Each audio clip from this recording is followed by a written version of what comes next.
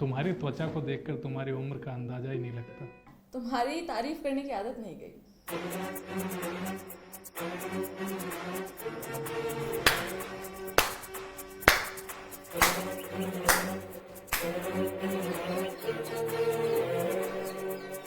मुबारक हो, तो हो ही गई ग्राम विकास अधिकारी की दूसरी शादी।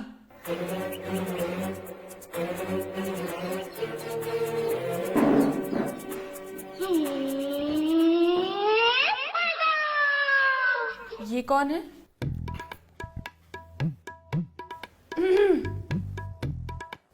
सांप क्यों सूंघ गया है? बोल क्यों नहीं रही कि मैं तुम्हारी बीवी हूँ? ओह भाभी जी नमस्ते। अरे नमस्ते कोई करे तो उसका जवाब भी दिया जाता है। जवाब तो अब तुम्हें देने होंगे, वो भी मेरे कई सारे सवालों के। कौन सा सवाल? कौन है ये? मैं निधि, इनकी बचपन की दोस्त। तुमसे पूछा मैंने? अरे इसमें भड़कने वाली क्या बात है? उसे लगा तो उसने जवाब दे दिया। लगा तो मुझे भी यही था कि तुम बहुत सीधे हो। अब इसमें लगने वाली क्या बात है, वो तो शुरू से ही सीधे हैं। ओहो हो, अभी रही नहीं हो ना साथ में, इसलिए तुम्हें कुछ पता नहीं है। मैं और निधि ज्यादातर बचपन में साथ ही रहते थे और खूब मस्ती किया करते थे। तभी मैं कहूँ सारी मस्ती बचपन में ही कर ली, तभी मेरे लिए कुछ बचा नहीं है अब। क्या मतलब? मतलब ये है कि कभी मुझसे इतनी नरम आवाज में बात करी है? बुरा मत मानिएगा भाभी जी, जहाँ तक मैं देख रही हूँ कि आपकी आवाज में ज्यादा गर्मी है। बुरा जो देखन मैं चला। बस बस बस बस, ये कबीर दास के दोहे बोलने की जरूरत नहीं है। और तुम कब से रह रही हो यहाँ? ये कोई रैन बसेरा नहीं है जो यहाँ लोग रुकने आएंगे। निधि सुबह सुबह आई है। वो मेरे हस्बैंड सीबीआई में है ना, तो वो रेड मारने आए थे, तो मैं उनके साथ ही आ गई। देख रहे हो, एक इनके पति हैं जो रेड मारने भी जाते हैं तो अपनी बीवी को साथ लेके जाते हैं, और एक तुम हो। क्या हूँ है? हर पति एक जैसा हो जरूरी थोड़ी है। सही बात है, और सारी बीवियां भी एक जैसी हो ये भी कहाँ होता है। तुम बहुत तरफदारी कर रही हो। तुम्हारे घर में कभी लड़ाई नहीं होती क्या? नहीं होती, क्योंकि मैं एमएनसी में जॉब करती हूँ ना, और मेरी नाइट शिफ्ट होती है। और लड़ाई तो तब होगी ना जब दो लोगों के पास फालतू का टाइम हो। मतलब क्या है तुम्हारा कहने का? मतलब ये कि हम दोनों के पास फालतू वक्त है, इसलिए हमारी लड़ाई होती है।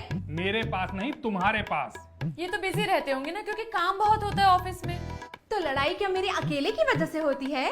नहीं नहीं, मैं ही तो हमेशा लड़ाई का बिगुल फूंकता हूँ। चल हट।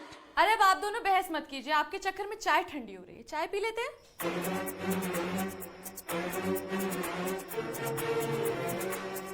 एक मिनट, जब लोग तीन हैं तो चाय दो क्यों?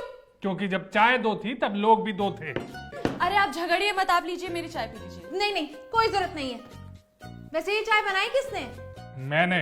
और वो भी जबरदस्त। जबरदस्त क्यों नहीं बनेगी, तुम्हारे लिए जो बनी है।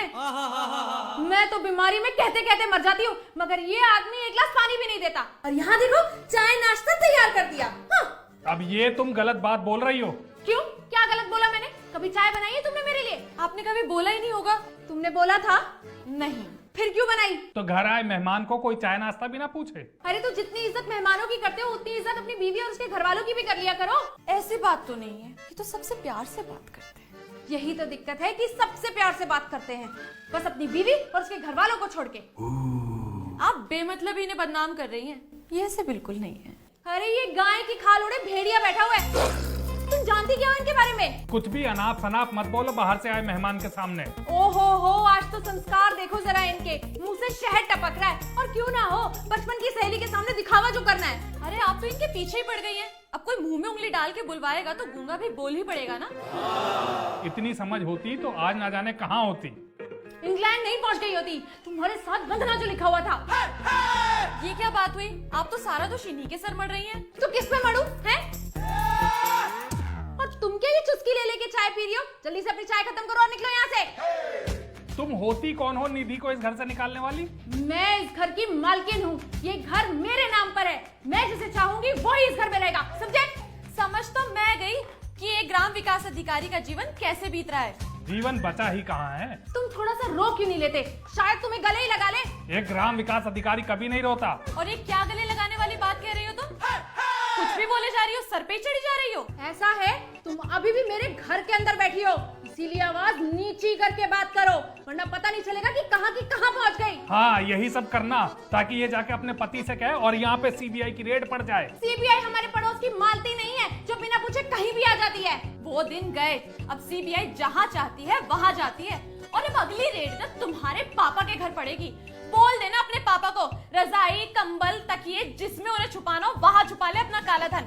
बच तो तब भी नहीं पाएंगे। अरे जा जा, क्या रेड करवाएगी तू, आई बड़ी। और तुम क्यों चुप हो? खुशियां मनाओ, लड्डू बंटवाओ, मेरे पापा जेल जो जा रहे हैं। अरे तुम कोई अच्छा दिमाग का डॉक्टर देख लो और उसे दिखा लो, मेरा सर मत खाओ। देखो, मैं तुम्हें बता रही हूँ, अगर मेरे पापा को कुछ हुआ ना तो मैं ना तुम्हें छोड़ूंगी ना ही उस निधि को। तो क्या पड़ी थी तुम्हें आज आने की? 2 दिन रुक के नहीं आ सकती थी? हाँ हाँ, ताकि तुम सीबीआई लेके सीधा मेरे घर पहुंच जाते और मेरे पापा की इज्जत की धज्जियां उड़ा देते।